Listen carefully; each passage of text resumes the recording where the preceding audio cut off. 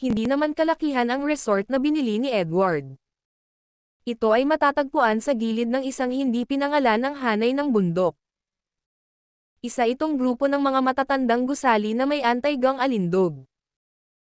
Ang Japanese palace-style na disenyo ng hardin ay nagpadama ng payapang kapaligiran sa mga taong naglalakad. Pinalamutian ni Polycarpus ang mga tahimik na sulok, at ang mga tatsulok na plum blossom ay nakatayo sa hangin. Habang naglalakad sila sa isang pool sa gitna ng resort, si An Zaihuan, na maingat na nagmamasid sa kanyang paligid, ay biglang nakakita ng isang stone tablet na nakatayo sa gitna ng pool. Walang mga salita sa stone tablet, isang pattern lamang na mukhang isang sagisag. Ito ay isang larawan ng 5 arrow na nakatali, ngunit lahat ng mga ito ay nabali. Medyo parang family crest. Ang isang Zaihuan ay malabo na naramdaman na parang nakita na niya ang emblem na ito sa isang lugar, ngunit hindi niya maalala kung aling pamilya iyon. Bago pa niya ito maisip, naglakad na ang grupo papunta sa Japanese barbecue restaurant. Bagamat maliit ang Maya, nasa kanya ang lahat ng kailangan. Sa patnubay ng isang babaeng nakakimono, pumunta ang grupo sa VIP dining room at nasiyahan sa masusing inihandang tanghalian. Ang pangunahing ulam para sa tanghalian ay Japanese Kobe beef. Ang tradisyonal na pagluluto ay ginawa ang karne ng baka matuno sa bibig, ito ay tulad ng pinakamahusay na foie gras sa France. Kinabahan ang isang Zaihuan simula nang pumasok siya sa restaurant dahil may iba pang bisita sa resort. Nang makita ang isang tulad niyang sumusunod sa likod ng isang grupo ng mga tao, nakaramdam siya ng out of place. Walang kumausap sa kanya habang nasa daan, kaya mas naging awkward si An Zaihuan. Hanggang ngayon, nakaupo si An Zaihuan sa dulo ng mesa. Kumagat siya at tumingin sa iba pang naroroon, parang nag-aalala na may lason ang pagkain. Kinain niya ang mga pagkaing nagkakahalaga ng ilang libong dolyar ng huwasiya, at wala siyang ganang kumain. Umupo si Angsan sa tabi ni Yang Cheng. Hindi pa siya kumakain o nakainom simula pa kaninang madaling araw. Nagugutom na siya. Pagkatapos kumain ng isang malaking piraso ng steak, inubos niya ang 2 inihaw na igat at uminom ng 2 mangkok ng miso soup upang pawiin ang kanyang uhaw. Miss Angsen, how do you like the taste? Nakangiting tanong ni Edward. Tumanggo si Angsen.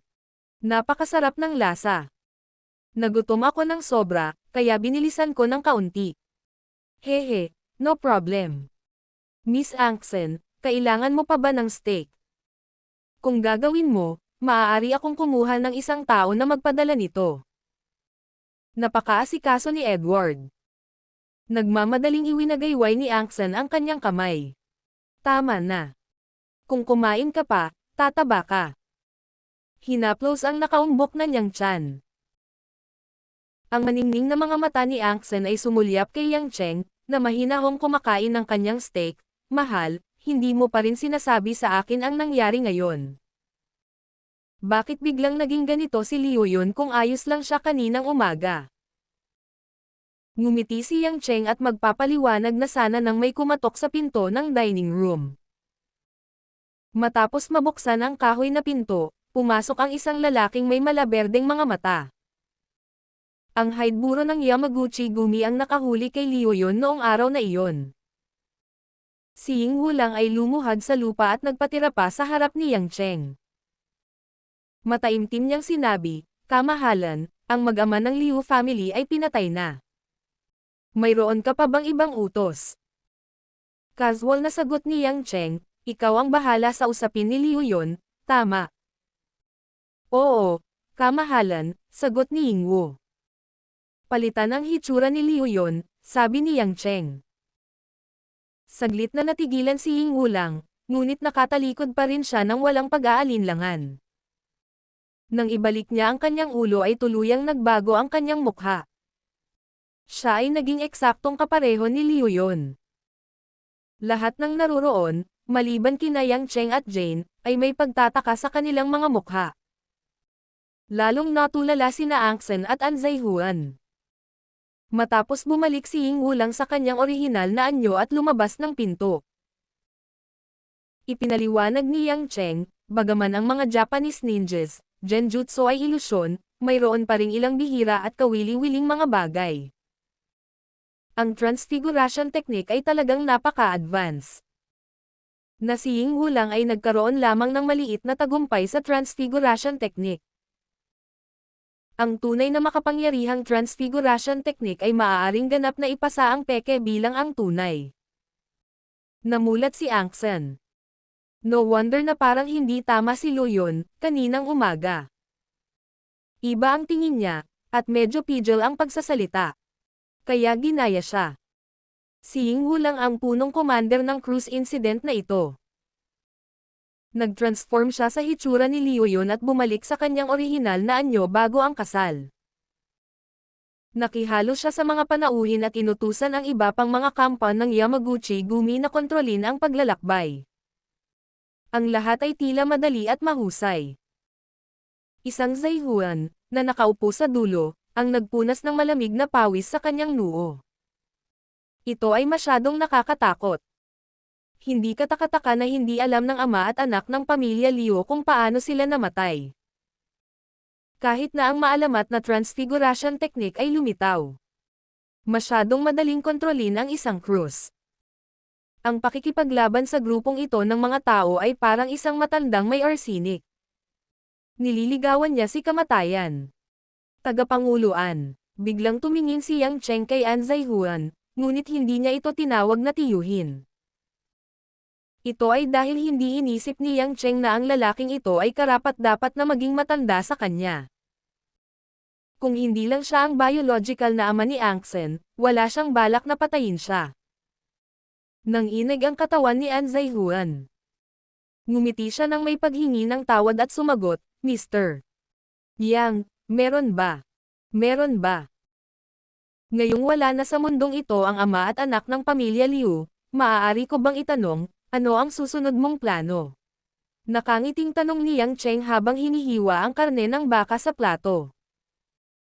Napalunok ng laway si An Zaihuan at awkward na ngumiti. Ay! Hindi ko alam.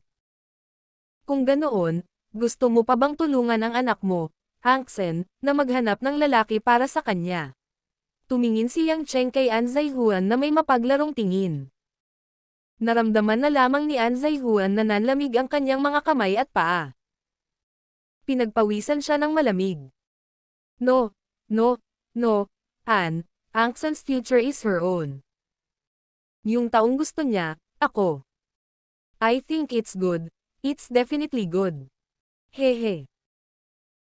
Nang makita si An Zaihuan na kumakawag-kawag ng kanyang buntot at nagmamakaawa, ang mga tao sa paligid niya ay nagsiwalat ng masamang tingin. Bagamat nailabas ang galit ni Angsen, naramdaman pa rin niya na medyo nakakaawa ang kanyang ama. Sino ba naman ang ayaw umakyat sa taas? Sino ang walang makasariling motibo? Masasabi lamang na ang pagiging makasarili ng kanyang ama ay nabulag ng sobra sa kanyang konsensya.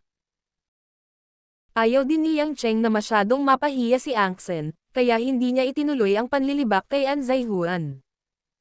Direkta niyang sinabi. Noon. Gusto mong pakasalan si Angsen kay Liu yon. Malamang para sa suporta ng pamilyang Liu, para ang pamilyang An ay ma-promote mula sa isang second-rate na pamilya tungo sa isang first-rate na pamilya sa Zhonghai.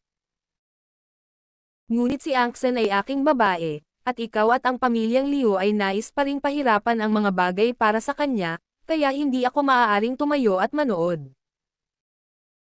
Minsan ay binyantaan ako ni Liu yon, na sinasabing iwawalan niya ang lahat sa akin, ibinalik ko ang pagmamayabang na ito sa kanya. Tumalon ang puso ni An Zaihuan nang marinig niya ito. Kaya sinabi ito ni Liu yon kay Yang Cheng. Hindi katakataka na siya ay napahiya kahit noong siya ay namatay. Pero, ikaw ang biolohikal na ama ni Angsen kung tutuusin. Bagamat hindi maganda ang impresyon ko sa iyo, sabi nga sa kasabihan, huwag hayaang damaloy ang goodies sa mga tagalabas. Dahil gusto mo ang mga ari-arian ng pamilya Liu, ibibigay ko sa iyo ang Jade Clouds Corporation ng pamilya Liu, paano? Casual na sabi ni Yang Cheng. Isang Zaihuan ang halos mawalan ng malay sa excitement. Jade Clouds Corporation sa akin. Anong ibig sabihin yan? Maging si Angsan ay tumingin kay Yang Cheng nang may pagtataka. Hindi niya inaasahan na magkakaroon ng ganoong ideya si Yang Cheng, ngunit magagawa ba niya ito? Nagpatuloy si Yang Cheng, ang mag-amang Liu ay wala na sa mundong ito, kahit na ang kanilang mga buto at latak ay naiwan. Ang kasalukuyang pamilyang Liu ng Zhonghai ay mayroon lamang ilang maliliit na shareholder na walang anumang bahagi. Sila ay umiiral sa pangalan lamang. Gayunpaman, dahil ang balita ng pagkamatay ng mag-amang Liu ay hindi makumpirma, kung ang mag-amang Liu ay babalik sa Zhonghai sa loob ng ilang araw, walang makakapagsabi ng anuman. Pero sila na. Magsasalita pa sana si Zaihuan, pero bigla niyang naalala, disguise. Ito ay ang disguise. Alam ni Yang Cheng na nahulaan na ito ni An Zaihuan, kaya tumango siya, magpapadala ako ng isang tao na magbalat kayo bilang mag-amang Liu upang samahan ka pabalik sa Zhonghai. Sa ganoong paraan, ang paglilipat ng mga bahagi ng Jade Clouds Corporation ay maaaring makumplito ng maayos. Sa oras na iyon, ikaw ang magiging nag-iisang leader ng Jade Clouds Corporation at ng negosyo ng An family. Sa tingin ko, ang ganitong uri ng resulta ay mas komportable kaysa ay lakip ang iyong sarili sa Liu family. Nakita na ng isang Zaihuan ang isang hindi pa nagagawang grand blueprint. Kung talagang gaya ng sinabi ni Yang Cheng, ang pamilyang An ay magiging isang pag-iral na maaaring karibal sa pamilyang Yuan sa aspeto ng ekonomiya. Nagulat din si Angsan kay Yang Cheng. Hindi niya inaasahan na si Yang Cheng ay handang tumulong sa kanyang ama. Ngunit kung iisipin, hindi ito para tulungan ang kanyang ama, kundi para lamang sa kanya. Kung hindi, maaaring patayin ni Yang Cheng si An Zaihuan sa isang kisap mata. Sa pag-iisip nito, mas naging mapagmahal ang mga mata ni Angsan.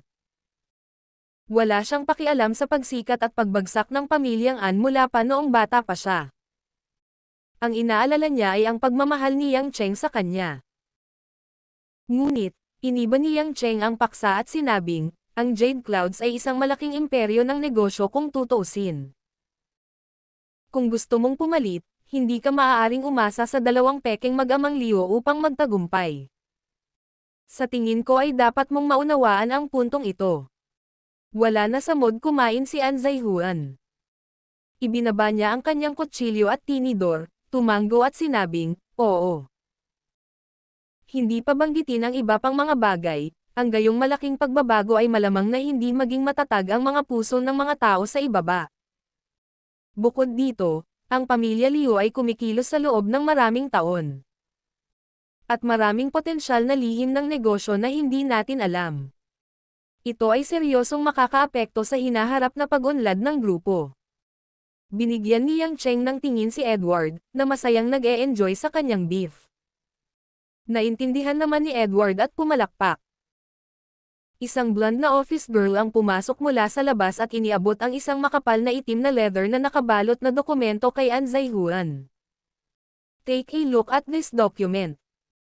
As long as you sign it, my friend Edward will help you solve all your problems. Kailangan mo lang maghintay ng pera, sabi ni Yang Cheng. Kinakabahang tumingin si An Zaihuan sa misteryosong Edward, at pagkatapos ay tumingin sa dokumentong nasa kamay niya. Sa balat ng dokumento, ito ang pattern na nakita niya sa stone tablet sa pool, ang family crest. Sa sandaling ito, ang crest totem ng 5 sirang arrow ay lalong malinaw. Biglang kumislap ang isip ng isang Zaihuan. Oo. Ito ay ang pamilyang Rothschild. Halos sa isang iglap, nanigas ang buong katawan ni An Zaihuan na parang estatwa ng bato, at nakalimutan pa niyang huminga. Kung ang isang matagumpay na negosyante ay hindi alam ang tungkol sa pamilya Rothschild, ito ay magiging tulad ng isang sundalo na walang alam tungkol kay Napoleon o isang siyentipiko na hindi alam tungkol kay Einstein. Ito ay ang parehong katawa-tawa bagay. Ang pamilyang ito na lumaki noong Rebolusyong Pranses ay naging isang alamat sa kasaysayan ng pananalapi ng mundo. Hindi sila kailanman nagpakita sa isang mataas na profile na paraan, ngunit sila ay nasa lahat ng dako. Ang kanilang mga negosyo ay hindi kailanman nakalista, kaya hindi nila kailangang ideklara ang kanilang mga ari-arian. Sa katunayan, mula noong dekada 80, maraming makasaysayang libro at mga sulatin tungkol sa pamilya Rothschild ang misteryosong nawala. Madali para sa mga tao na tukuyin na ito ay may kinalaman sa operasyon sa likod ng mga eksena ng pamilya Rothschild. Hanggang ngayon, hindi makumpirma ang lahat ng uri ng balita tungkol sa pamilya Rothschild, maging ito man ay positibo o negatibo. Inakala ng maraming tao na pagkatapos ng ikalawang digmaang pandaigdig at ng Cold War, malaking halaga ng mga ari-arian ng pamilya Rothschild ang nawasak. Ngunit paano madaling mahulaan ang tunay na lakas ng pamilyang ito na bumangon sa digmaan? Bukod dito, pagkatapos ng daan-daang henerasyon ng operasyon, ang mga negosyo ng pamilya ay kumalat sa buong mundo, kaya hindi alam kung gaano kalaki ang potensyal nila. Halos manginig ang mga kamay ni Zaihuan habang binuklat niya ang dokumento. Matapos basahin ang pangkalahatang nilalaman, sa wakas ay naunawaan ni An Zaihuan ang ibig sabihin ni Yang Cheng. Dahil ang mga negosyo ng pamilya Rothschild ay hindi pinapayagang ilista. Kaya kung si Edward, isang direktang inapo ng pamilya, ay gustong magpadala ng isang tao upang tulungan si An Zaihuan na kunin si Bion, hindi siya lalabas bilang pinuno ng Bion. Tutulungan lang niya si An Zaihuan na ayusin ang mga isyu sa negosyo sa likod ng mga eksena. Ngunit sa parehong oras, kailangan niyang bayaran ang kalahati ng kita ng Bion Corporation. Napakalaking numero ito para kay An Zaihuan, ngunit hanggat handang tumulong ang pamilya Rothschild, kailangan ba niyang mag-alala tungkol sa kinabukasan ni Bion? Kahit kalahati lang ng kita ang makukuha niya, mas mabuti pa rin ito kaysa kay Bion noong nakaraan. Nang sabik na gusto ni An Zaihuan na kumuha ng panulat para pirmahan, nagkatinginan sina Yang Cheng at Edward at ngumiti. Ang bagay na ito ay sa wakas ay dumating sa isang matagumpay na conclusion. Matapos pirmahan ni An Zaihuan ang dokumento ng pahintulot, lumakad si Edward at nakipagkamay sa nakatatakot na si An Zaihuan. Mr. An, sa Huasia, walang masyadong asset ang pamilya natin. Sana maging magandang simula ang ating pagtutulungan. Nagpakitang marangal si Edward sa harap ng seryosong trabaho. Napakatigas pa rin ng ekspresyon ni An Zaihuan. Mr. Edward, alam ko ang kapangyarihan ng iyong pamilya, ngunit nag-aalala ako na may mga tagalabas na makalusot sa kumpanya, at ito ay magiging sanhi ng pagrerebelde ng ibang mga shareholders. Mr. An, alam mo ba ang turo ng pamilya natin? Kakaibang tanong ni Edward. Umiling si An Zaihuan. Kapag ang pera ay gumawa ng tunog, ang masasamang salita ay hihinto bigla. Ngumiti ng malapad si Edward. Ang mga sumusunod na usapin ay mas madaling pangasiwaan. Matapos hingin ang opinyon ni An Zaihuan, nagpasya si An Zaihuan na bumalik kaagad sa Zhonghai. Wala siyang balak na manatili sa Hokkaido ng ilang araw pa para makapagpahinga. Pagkatapos ng lahat, kapag maraming mga domestic guest ang bumalik sa Zhonghai, tiyak na ay hype up nila ang kasal ng pamilya Liu. Kung ang ama at anak ng pamilya Liu ay bumalik sa Zhonghai ng mas maaga, ang Jade Clouds Group ay hindi magiging ganoon kagulo. Walang pakialam si Yang Cheng sa pinili ni An Zaihuan. Tinanong lang niya kung gusto rin ba ni Angsan na bumalik ng maaga. Walang pag-aalinlangan, nagpasya si Angsan na manatili sa Hokkaido ng ilang araw. Malinaw, hindi siya handa na kumuha ng parehong flight pabalik sa Zhonghai bilang kanyang ama. Nag-iwan na ito ng anino sa kanyang puso. Inayos ni Edward ang dalawang katulong upang sundan si An Zaihuan pabalik sa Zhonghai bilang direktang kontak niya sa hinaharap. Hiniling ni Yang Cheng kay Hanya na magpadala ng dalawang matatalinong miyembro ng Yamato sect para magpanggap bilang ama at anak ng pamilya Liu. Kapag namatay ang ama at anak ng pamilya Liu sa isang, aksidente, babalik ang dalawang ninja sa Japan. Bago pinaalis si An Zaihuan, nag-alinlangan sandali si An Zaihuan. Lumapit siya kay Yang Cheng na may nakakabigay puri ng ngiti at sinabing, Mr. Yang, hindi ko alam kung pwede mo akong makausap saglit sa anak ko. Ngumiti si Yang Cheng. Oo naman. Ikaw ang ama ni Angsen, at hindi ako magnanakaw. Bakit hindi ko kayo hayaang mag-usap? Sa kanyang puso, sinabi ni An Zaihuan, ikaw ay higit na malupit kaysa sa isang magnanakaw. Gayunpaman, ang ngiti sa kanyang mukha ay naging mas nakakabigay puri. Hinayla ang walang pakialam na si Angsen sa isang liblib na sulok, buong pagmamalaki ni An Zaihuan na sinabi, mamahaling anak, lubos akong nasisiyahan sa manugang na natagpuan mo para sa akin. Ang pamilyang An ang magiging nangungunang pamilya sa Zhonghai sa hinaharap. Pagtingin sa mukha ng kanyang ama ay nakaramdam ng inis si Angsen. Dati, hiniling niya sa kanya na pakasalan si Liu Yun para sa kapakanan ng pamilyang An at sa kanyang reputasyon. Ngayong kasama na niya si Yang Cheng, iniisip pa rin niya ang kanyang reputasyon at ang kanyang karera. Gayunpaman, hindi siya umimik para ipahayag ang kanyang mga pagpapala o inaasahan para sa kanyang hinaharap. Ang maselang at magandang mukha ni Angsen ay hindi nagpakita ng anumang abnormalidad, ngunit ang kanyang puso ay malungkot at malungkot. Ito lang ba ang gusto mong sabihin sa akin? Aking mahal na ama. Si An Zaihuan ay hindi nakaramdam ng kakaiba. Patuloy siyang ngumiti at sinabing, kailan kayo magpapakasal ni Yang Cheng? Ngumiti si Angsen ng nakakaloko. Hindi mo ba alam na may asawa si Yang Cheng? Ang iyong anak na babae ay isang may bahay lamang, isang may bahay. Isang Zaihuan ay natigilan saglit. Kumunat ang noo niya at nag-isip sandali. Then, he relaxed his brows and said with a smile, maging mistress ka kung ganoon. Para sa isang lalaking kasing kakayahan niya, normal lang sa kanya na magkaroon siya ng maraming asawa at concubines. Since he treats you so well, you will not be sa isang dehado. Huwag kang magtampo sa kanya. Sumama ka sa kanya at paglangkuran mo siyang mabuti.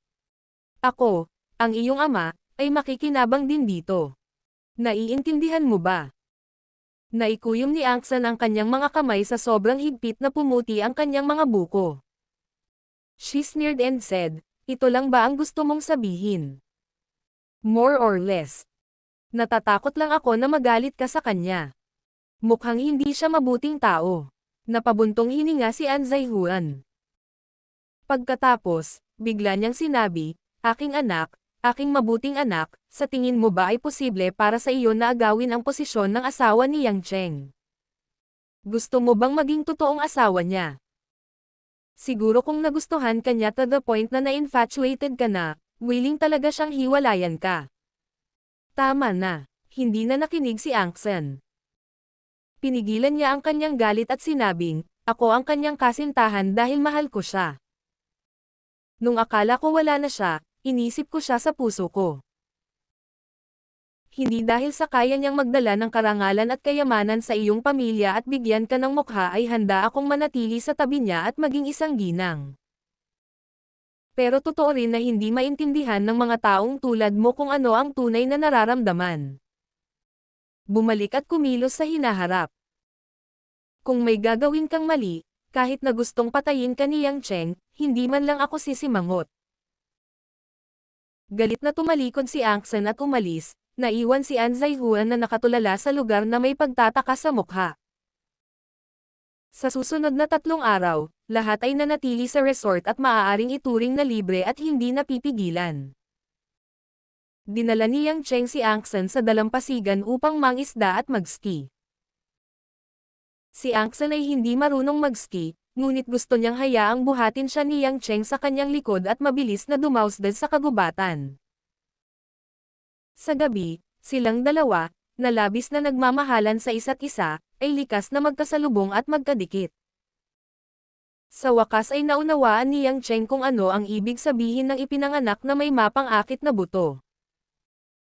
Ang tibay at pagnanasa ni Angsen sa kama ay tiyak na isa sa pinakamaganda sa lahat ng babaeng nakita niya sa buhay niya.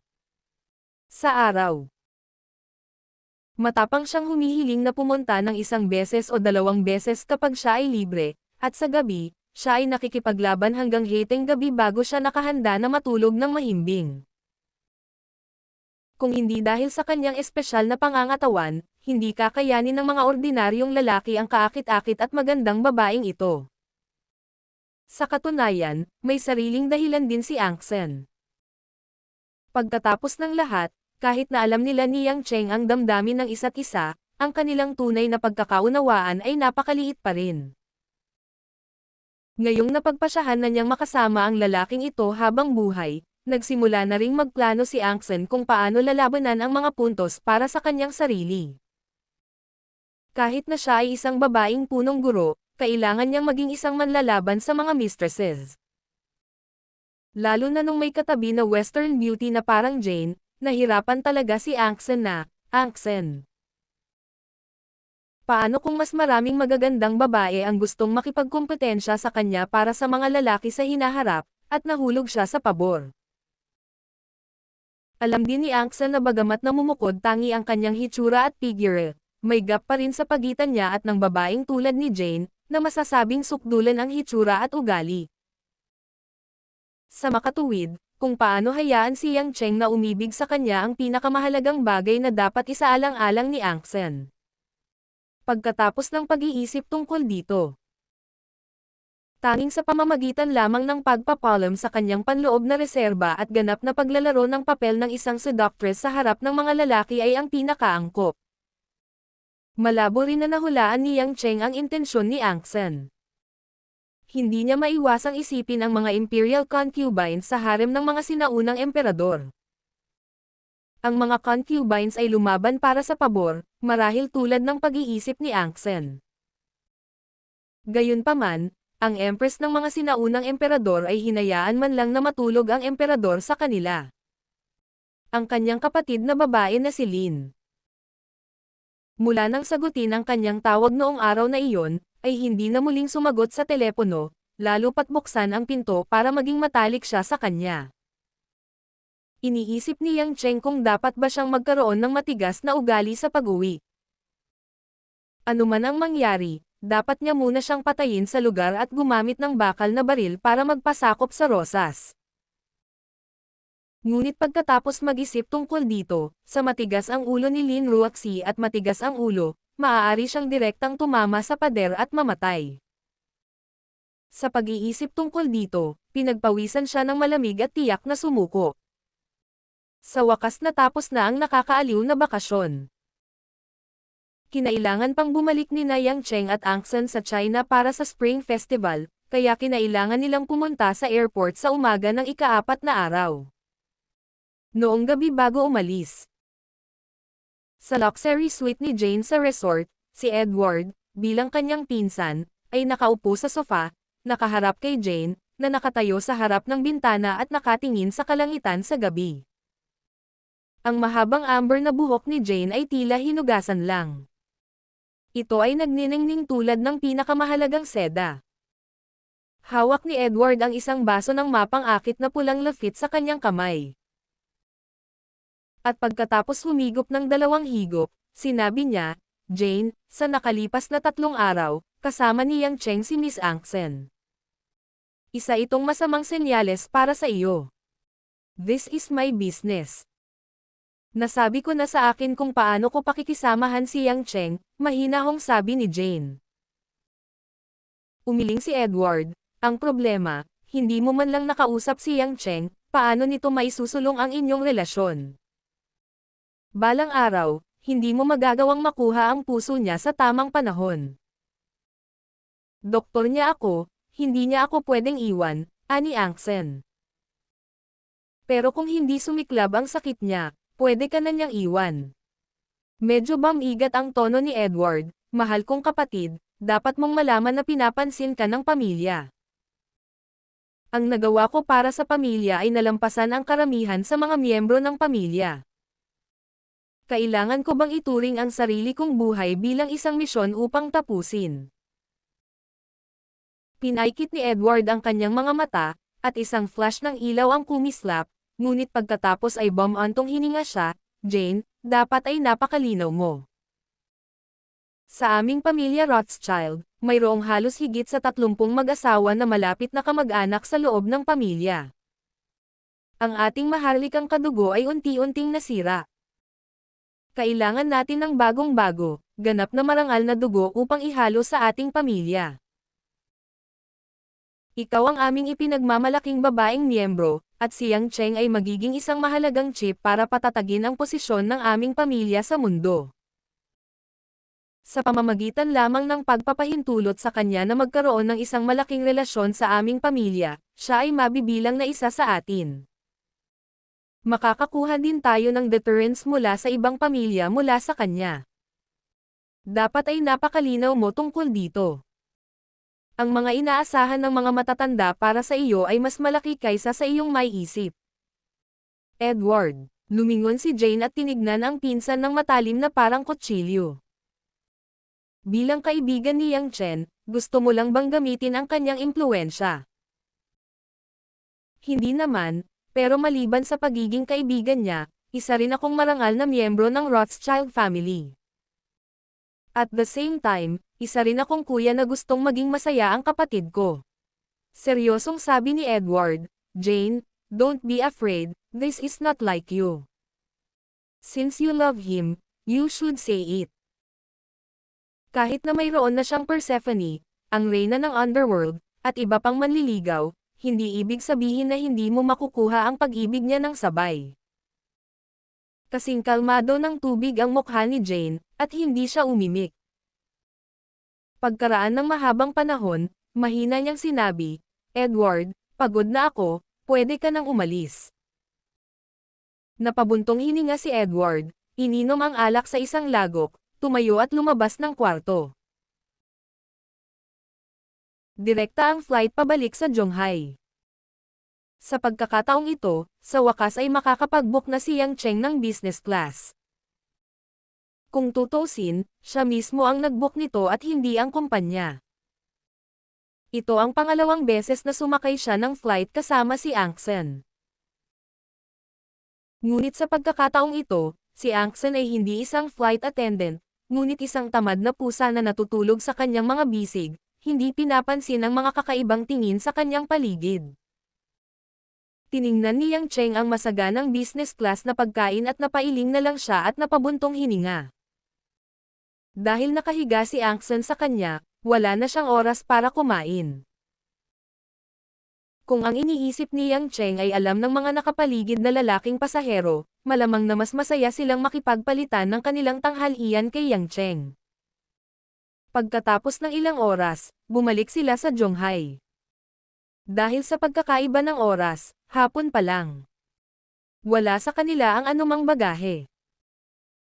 Pagdating nila sa exit ng airport, kinailangang sumakay ni Yang Cheng ng taxi para kunin ang kanyang sasakyan dahil sumakay siya ng bus papuntang airport.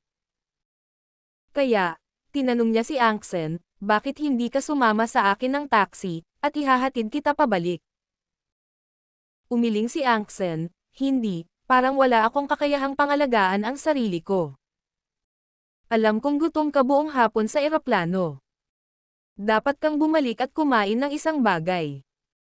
Kaya gising ka na. Karapat-dapat kang paluan, malungkot na sabi ni Yang Cheng. Angsen pouted, oras na para maghiwalay. Hindi ko alam kung kailan ka payag na makipaglaro sa akin. Siyempre, gusto kong humiga sa katawan mo sandali. Hindi nakaimik si Yang Cheng.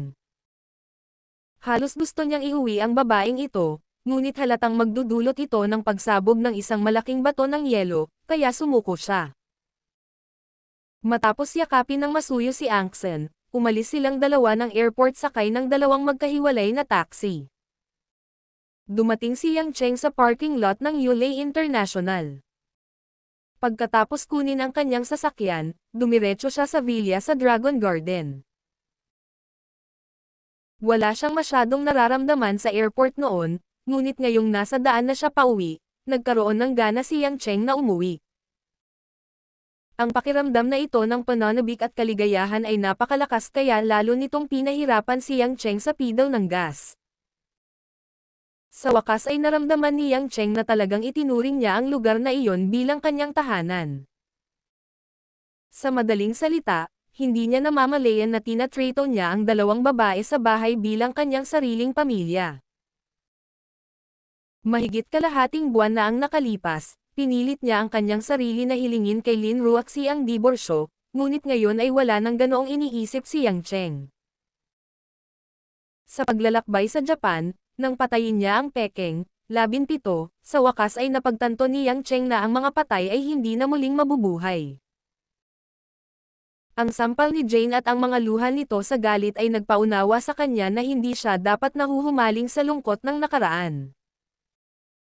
Sa puso niya, dahil mahirap bitawan ang taong iyon, bakit siya susuko para sa hindi inaasahang kinabukasan?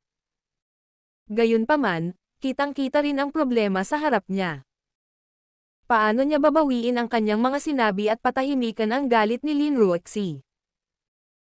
Halatang hindi luluha ang babaeng iyon hanggat hindi niya nakikita ang kabaong. Siya ay matigas ang ulo at lalakad sa madilim na daan hanggang sa dulo. Tila mas mahirap para sa kanya na tanggapin siya kaysa sa nakaraan. Napakaraming tawag, ngunit hindi niya sinasagot ang alinman sa mga ito. Hindi ba't ibig sabihin noon ay gusto niyang putulin ang lahat ng pakikipag-ugnayan sa kanya? Sa pag-iisip tungkol sa mga problemang ito na nakakasakit ng ulo, nakabalik na ang sasakyan ni Yang Cheng sa villa sa Dragon Garden.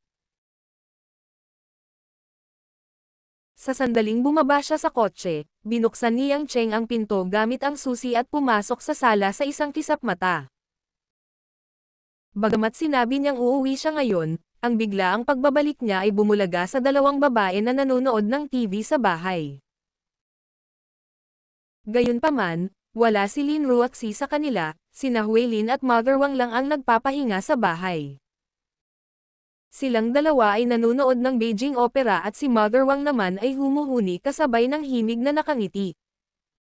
Nang makita si Yang Cheng na pumapasok, maayos pa rin si Huilin, ngunit si Mother Wang na nalulubog sa drama ay hamampos sa kanyang dibdib at nagbiro ng pabiro, "Young Master, masyado kang nagmalabis. Para kang Sun Wukong na nanggugulo sa langit noong umuwi ka na." Napakatingkad ng metapora ni Mother Wang. Pinagpawisan si Yang Cheng at tumingin sa paligid, nasaan si Ruaxi? Dapat matagal na siyang bumalik, di ba bakasyon pa siya? Nagtrabaho na naman ba siya? Nakita ni Huilin si Yang Cheng na nagtatanong kung nasaan si Lin Ruaxi sa sandaling nakarating siya sa bahay at nakaramdam ng kakaiba. Kanina lang hiwalayan ang sinasabi niya, paano siya naging mabuting asawa na nami-miss ang asawa? Pumunta si sister sa isang maliit na bayan para mag-inspeksyon sa isang pabrika, narinig ko na nagre-rebeld ang mga manggagawa, sabi ni Huilin. Sumimangot si Yang Cheng, pabrika. Nagre-rebeld. Bumantong hininga si Mother Wang, umalis siya wala pang isang oras, kung umuwi ka ng mas maaga, nakita mo siya. Bahagyang naramdaman ni Yang Cheng na may mali. Dahil ang Yulei International ay gumawa ng lahat ng uri ng produkto, maraming malalawak na pabrika ang nasa ilalim ng mga ito. Gayunpaman, bakit si Lin Ruaxi, ang CEO ng punong tanggapan, ay pupunta at siyasatin ang pinakamababang antas ng pamamahala? Nanay Wang, sabihin sa akin kung ano ang nangyari ng detalyado, tanong ni Yang Cheng. Tumanggaw si Mother Wang at sinabi sa kanya ang pangkalahatang sitwasyon. Dahil malapit na ang Lunar New Year, nagkaroon ng problema ang isang pabrika ng damit sa ilalim ng Yulei International sa hindi nababayarang sahod. Ang dahilan ng pabrika ay kulang ito sa pondo at nalugi ngayong taon, ngunit hindi ito pinaniwalaan ng mga manggagawa. Sinimulan nilang palibutan ang direktor ng pabrika at ilang mga kadre, at binigyan pa ng sakit ng ulo ang mga lokal na kadre ng bayan. Karamihan sa mga manggagawang ito ay mga migranteng manggagawa na pumunta sa Zhonghai upang magtrabaho. Gusto nilang kumuha ng pera at bumalik sa kanilang bayan para sa bagong taon. Isang buwan na lang ang natitira, at hindi pa nila natatanggap ang higit sa kalahati ng kanilang sweldo. Siyempre, hindi natuwa ang mga manggagawa. Si Lin Ruatsi, ang CEO ng Yulei International, ay hindi na kailangang harapin ang ganoong insidente. Gayunpaman, sinimulan na ng punong tanggapan ng Yulei International ang kanilang year-end holiday at bakasyon. Ang mga pangunahing tao na namamahala sa mga departamento ng HR at marketing ay wala sa paligid, at ang ilan sa kanila ay hindi sapat na kwalipikado. Sa huli, ang bagay ay umabot sa tainga ni Lin Ruatsi. Nag-isip sandali si Lin Ruatsi at nagpasya na personal na lutesin ang usapin. Actually, sinabi ni Miss Chani na gusto niyang pumunta, pero hindi ko alam kung ano ang nangyari sa kanya. Sabi niya, ayaw niyang manatili sa bahay palagi, kaya lumaban siya, walang magawang sabi ni Mother Wang. Ayaw mong manatili sa bahay. Mapait na ngumiti si Yang Cheng. Ayaw lang niyang makita siya, kaya gusto niyang iwasan siya.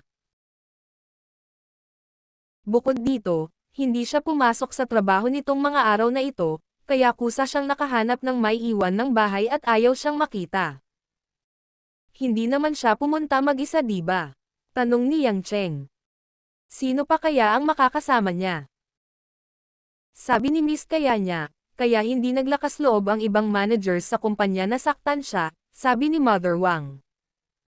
Medyo nababalisa si Yang Cheng.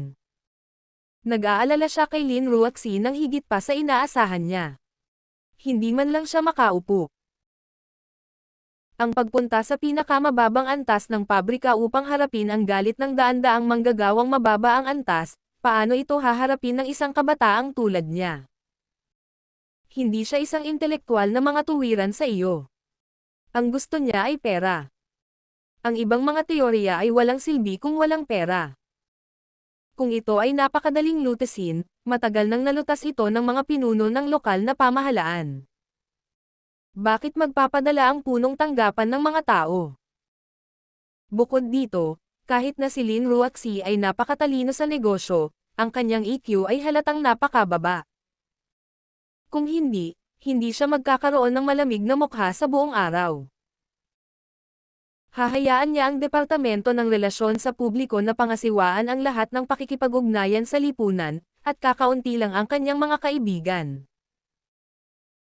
Mas mahirap kaysa abutin ang langit para sa kanya na lutesin ang problemang ito sa harap ng isang grupo ng mga bastos na lalaki, gangster, at tusong lokal na opisyal. Habang iniisip ito ni Yang Cheng, lalo siyang nabalisa. Tinanong niya si Nanay Wang, saang bayan nagpunta si Ruatsi? Nako, Yuping Town. Isang oras lang ang biyahe mula sa Zhonghai City, pero medyo paikot-ikot ang kalsada.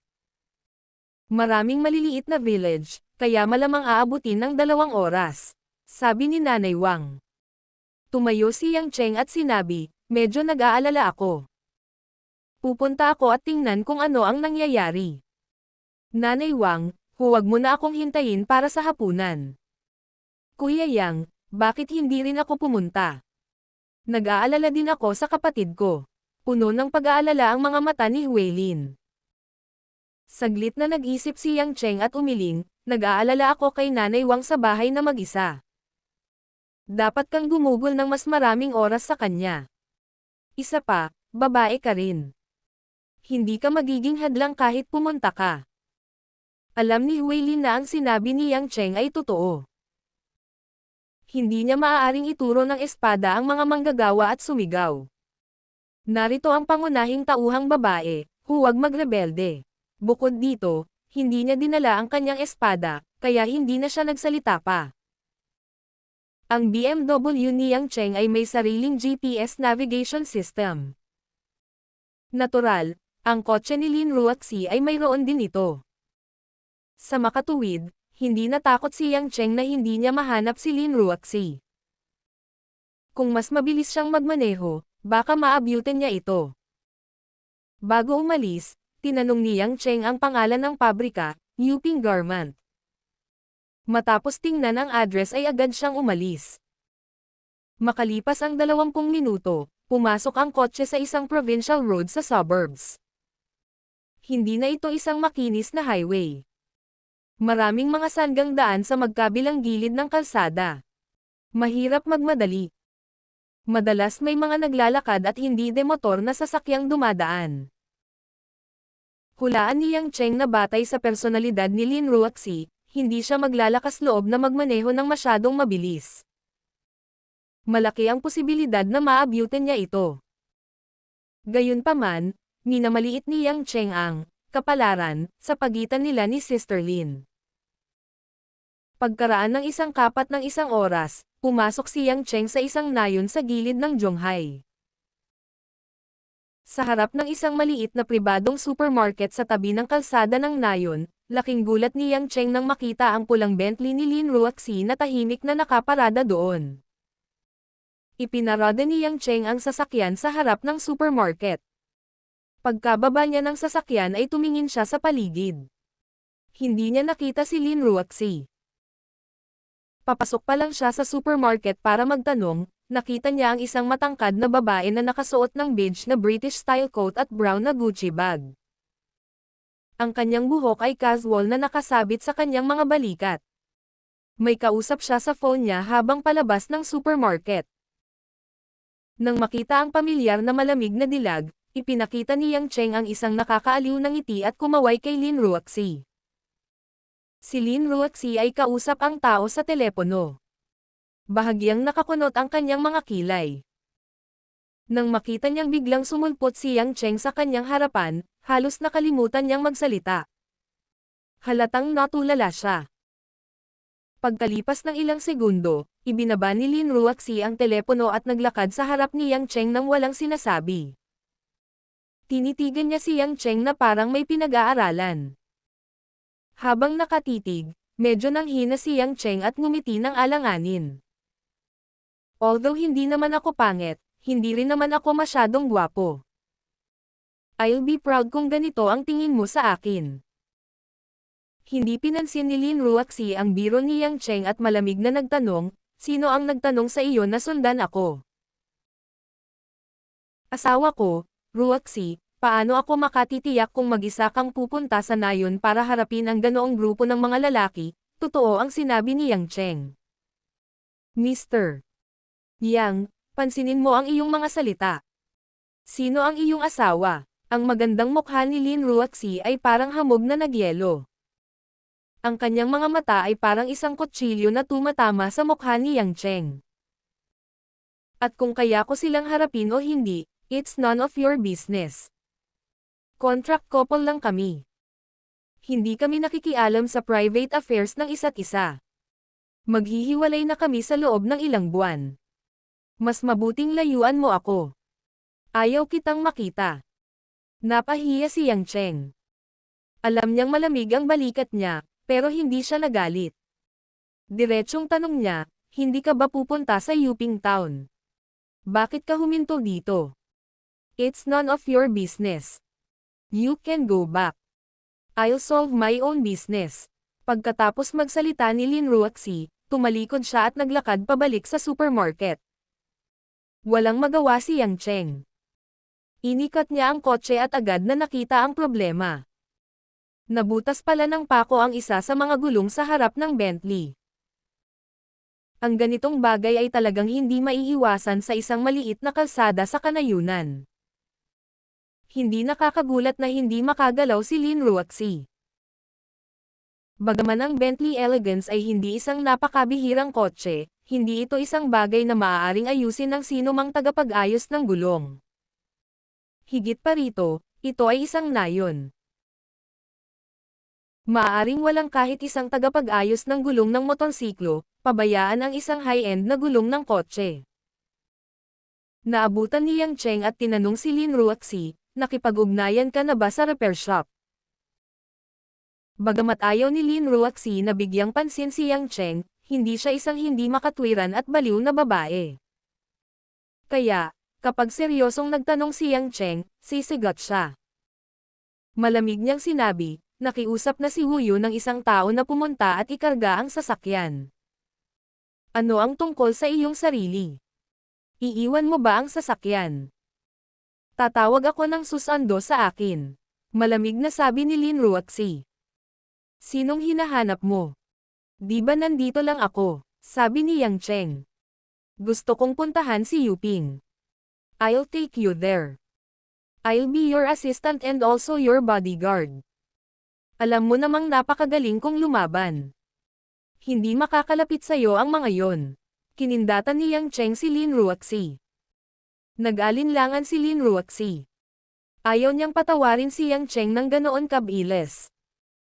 Gusto niyang makipagkompromiso sa kanya at basagin ang deadlock. Gayunpaman, magsisinungaling siya kung sasabihin niyang hindi siya natatakot na mag-isa sa mababang antas ng processing plant. Sa harap ng halos 1,000 manggagawa, talagang nag-aalala si Lin Ruoxi na maaaring mangyari ang karahasan. Kahit na hindi inisip ni Lin Ruoxi na malaki ang maitutulong ni Yang Cheng, mas mahusay pa rin ang 2 tao kaysa sa isa. Kung hindi dahil nasa bakasyon ang kanyang assistant na si Huyo, tiyak na isinama siya ni Lin Ruoxi. Gusto mong pumunta, hindi kita pinilit na pumunta. Ayaw ni Lin Ruoxi na maramdaman ni Yang Cheng na kailangan niya ng taong makakasama niya, kaya idinagdag niya. Lihim na tumawa si Yang Cheng sa kanyang puso. Nakahawak pa rin siya sa mukha niya. Oo, pupunta ako bilang public official, hindi bilang pribadong tao. General Lin, kontento ka na ba? Alam ni Lin Ruoxi na ang kanyang maliit na iniisip ay nakita na. Namula ang maganda niyang mukha, at malamig siyang ngumuso at inikat ang ulo para itago ang kahihiyan.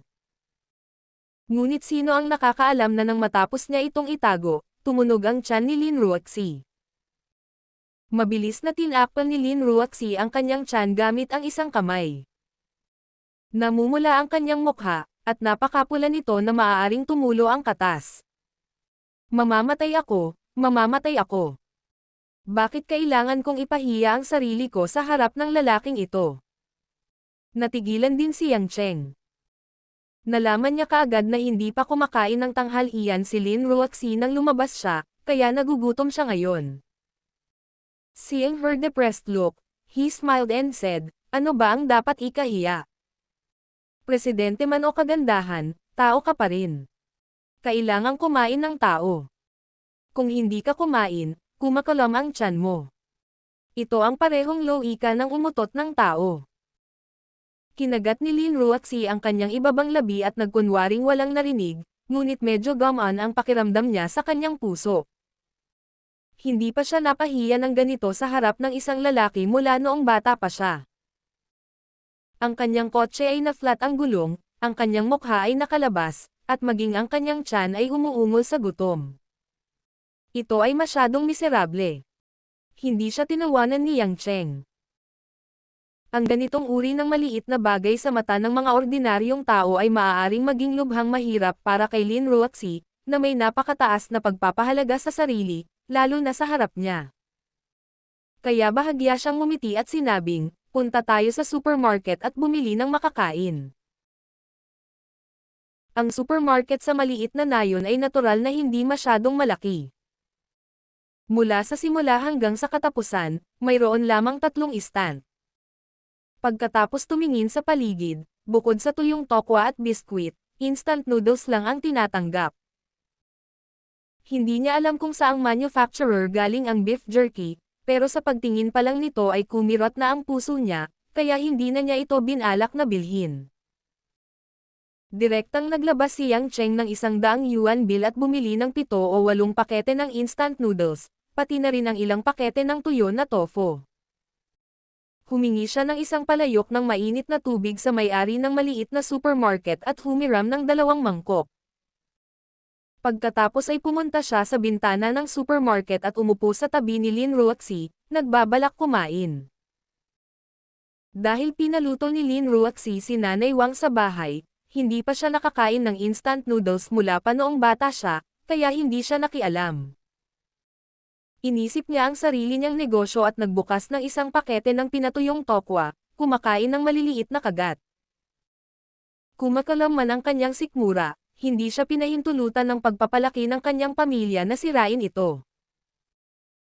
Matapos gumawa si Yang Cheng ng isang mangkok ng instant noodles, gumawa siya ng isa pang mangkok, at naglagay ng 2 piraso ng tinapay sa pangalawang mangkok.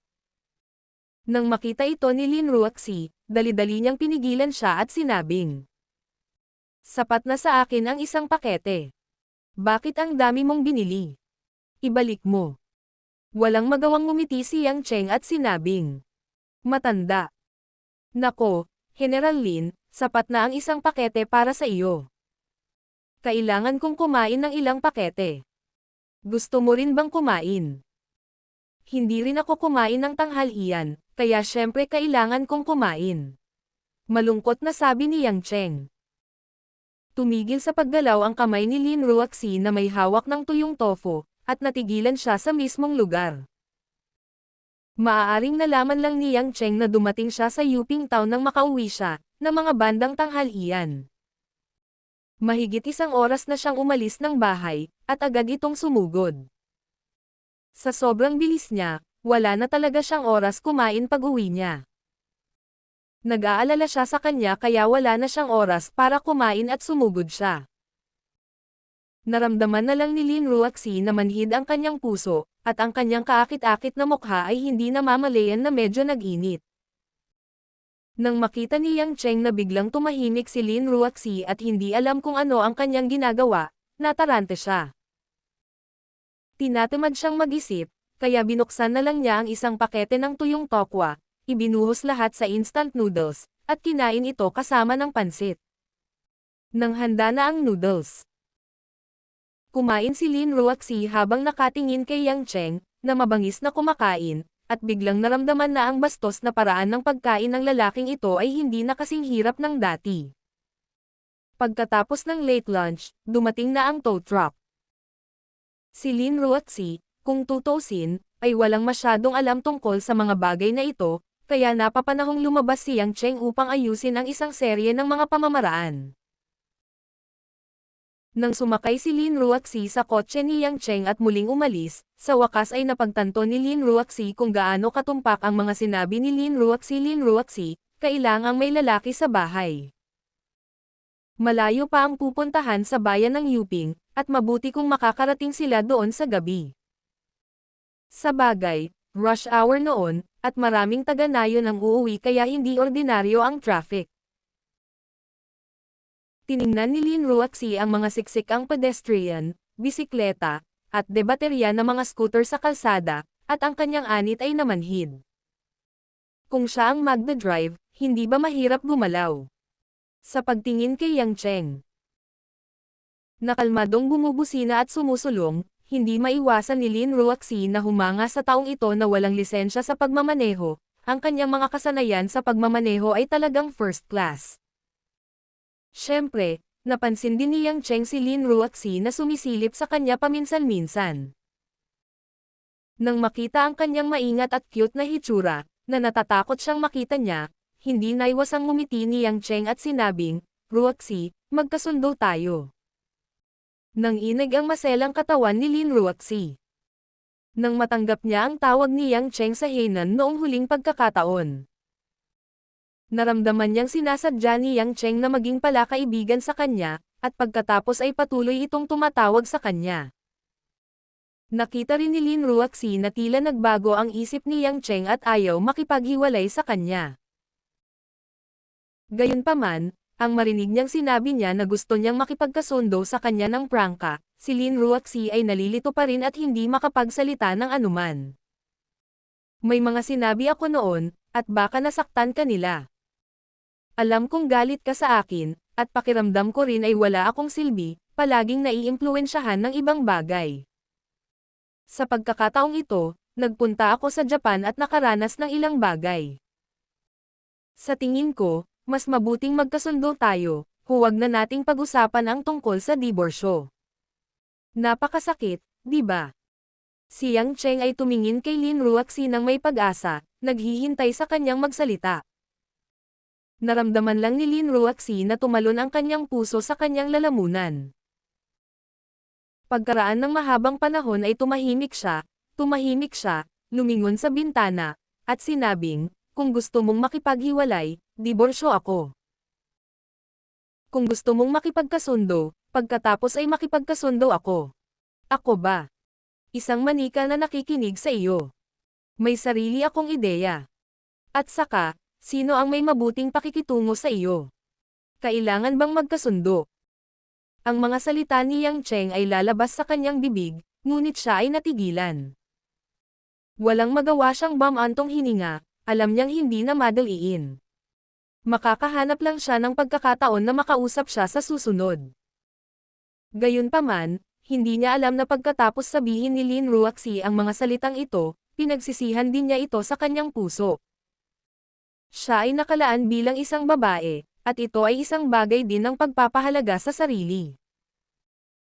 Kung tutuusin, kung sinabi ni Yang Cheng na gusto niyang makipagkasundo, agad itong makikinig at masunurin siyang magiging asawa. Ito ay magiging masyadong walang halaga. Inaasahan ni Lin Ruaxi na muling magmakaawa si Yang Cheng sa kanya, hikayatin siya, kahit na ito ay isang malungkot na tingin lamang. Ngunit, ang hindi romantikong lalaki na ito. Nagkunwari talaga siyang walang nangyari at nagpatuloy sa pagmamaneho, walang sinasabi. Halos lumapit si Lin Ruaxi kay Yang Cheng at binigyan siya ng ilang sampal. Dati, kapag hindi niya kailangan na maging mushi, tatawagan niya itong, mahal na sanggol, magandang asawa, at, Ruaxi baby, buong araw. Ngayon, sa isang kritikal na sandali, ang blockhead na ito. Blockhead. Wala na talaga siyang sinabi kahit isang salita. Sa pag-iisip nito, nagngangalit si Lin Ruaxi sa galit. Kinasusuklaman niya ito hanggang sa buto. Magkasundo. Pumunta ka at makipagkasundo sa iyong sarili. Habang nagmamaneho si Yang Cheng, naramdaman niya na ang katawan ni Lin Ruaxi ay tila umuusad na may nakakapanghinayang aura, na para bang ang buong katawan niya ay sumanib sa kadiliman. Nanginig ang kanyang puso, at naisip niya, nakasakit na naman ba ang mga salita ko sa CEO na ito? Hindi ito maaaring. Labis ang pagkabalisa ni Yang Cheng, at hindi na siya nang ahas na banggitin ang anumang bagay tungkol sa pagkakasundo. Hindi na siya muling nagsalita sa buong biyahe. Pagdating nila sa Yuping Garment Factory sa Yuping Town, lumubog na ang araw, at umihip ang malamig na hangin. Walang masyadong tao sa kalsada. Bagamat malapit ang Yuping Town sa Zhonghai, dahil sa malaking dayuhang populasyon, hindi masyadong maganda ang social security at average na pamantayan ng pamumuhay. Karamihan sa kanila ay pansamantalang residente o migranteng manggagawa. Relatibong sagana ang kita sa buwis ng lokal na pamahalaan. Sa bagay, maraming pabrika, kaya may pera pa. Walang gaanong buhay sa lugar na ganito. Nagdulot ito ng kaunting kaba sa mga taong tulad ni Lin Ruaxi, na sanay na nakatira sa lungsod, sa sandaling pumasok sila sa lugar na ito. Nang huminto ang sasakyan sa entrance ng Yuping Clothing sa tapat ng kalsada, nakita nilang dalawa na maraming tent ang nakalagay sa gilid ng pader sa entrance. Maraming lalaki at babae na may punit-punit na damit ang kumakain mula sa mga mangkok na porselana. Nagluluto pa sila ng pagkain nila sa kalsada. Maraming mga banner ang itinayo doon, na may lahat ng uri ng mga salita tulad ng Black-Hearted Factory Defaulting on Wages, Heartless, New Lay Corporation is a Fraud, at iba pa. Mayroong kahit ilang maruruming salita na nagmumura kay Lin Ruaxi mismo. Kitang-kita na sila ay isang grupo ng mga manggagawa na nanatili sa labas ng pabrika upang hingin ang kanilang sahod. Nang makita ang eksenang ito, labis na nagalit si Lin Ruaxi kaya namutla ang kanyang magandang mukha. Alam ni Yang Cheng na malamang masama ang pakiramdam niya. Si Yole ay ipinamana sa kanya ng kanyang lola, at ito ay isang business empire na kanyang masusing binuo. Ngayon na ito ay pinapagalitan at iniinsulto ng ganito, bilang may-ari ng Yole, ito ay katulad ng pagdidikit ng maruruming salita sa mukha ni Lin Ruaxi. Hanggat maayos na niresolba ang usapin, babawiin nila ang mga salitang ito. Lahat sila ay walang kultura. Direkta lang nilang ipinapahayag ang kanilang galit at walang intensyon na suruan ang sinuman. Huwag masyadong magalit, aliw ni Yang Cheng. Hindi sumagot si Lin Ruoxi. Huminga siya ng malalim at saglit na pumikit. Pagkatapos, kinuha niya ang phone niya at nag-dial ng number. Isang boses ng lalaki ang nanggaling sa phone. Medyo nalilito siya. Sino ito? Ako si Lin Ruoxi. Halatang hindi nagsasalita ng matagal ang nasa kabilang dulo ng telepono. Sa wakas, na may isang nakakabigay puri ng ngiti, sinabi niya, kaya si General Lin. Hehehehe. Nakakagulat. Maaari ko bang malaman kung bakit ako personal na tinatawagan ni General Lin? Wu Liangzhou, bilang direktor ng pabrika ng Yuping, sinusubukan mo bang sabihin sa akin na maayos na ang lahat ngayon? Malamig na sabi ni Lin Ruoxi. Mapait na bamantong hininga ang lalaking tinatawag na Wu Liangzhou. General Lin, wala na akong magagawa dito. Kahit anong gulo ng mga trabahador na yan, tao pa rin ako, hindi God of Fortune. Kung may pera ako, matagal ko nang ipinamigay. Pero ang pabrika ay talagang walang. May pera man tayo o wala, wala kang desisyon. Dalhin ka agad ang pangunahing tauhan ng pabrika para makita ako. Pupunta ako sa labas ng pabrika, sabi ni Lin Ruoxi. Lin. General Lin, nasa labas ka ng pabrika. Halatang natigilan si Wu Liangzhou. Pagkatapos, sinabi niya, akala ko may mga department head na bababa para tulungan kaming malutas ang problemang ito. Hindi ko inaasahan na personal na bababa si General Lin. Paano ako mananagot para dito? Ngunit General Lin, kapag nakita ako ng mga manggagawang iyon ngayon, dudurog nila ako hanggang sa mamatay ng mga laryo. Nasira ang sasakyan ko kahapon. General Lin, bakit hindi ka pumunta sa Yuping Hotel, sa bayan? Hihintayin kita dyan. Tatawagan ko na rin yung ibang staff doon. Maaari din tayong kumain doon para salubungin si General Lin. Ngumisi si Lin Ruoxi. Hindi mo maipamahagi ang sweldo ko, ngunit mayroon kang pera upang ipagpalit ako sa isang pagkain. Wu Liangzhou, hindi ko kailangan na i-treat mo ako sa isang pagkain. Ipa-email lang sa accountant ang lahat ng account para sa taong ito sa aking mailbox sa punong tanggapan. Maaari mong laktawan ang pagkain. Huwag, General Lin. Bihira kang makatagpo ng maliliit na manggagawang tulad namin. Gawin mo sa akin ang karangalan at pag-usapan ng detalyado ang bagay na ito. Ako na mismo ang magbabayad ng pagkain. Wala itong kinalaman sa pabrika. Mangyaring bigyan mo ako ng kaunting mukha, General Lin. Mukhang nagkamali si Wu Liangzhou. Alam ni Lin Ruoxi na siya ay masyadong walang puso kung tatanggihan niya siya ng ganito. Sa bagay, empleyado siya sa ilalim ng kumpanya niya. So, pumayag siya. Sige, pero sabihin sa accountant na huwag kalimutang ipadala kaagad ang mga account. Sige, sige. Pupunta ako ngayon.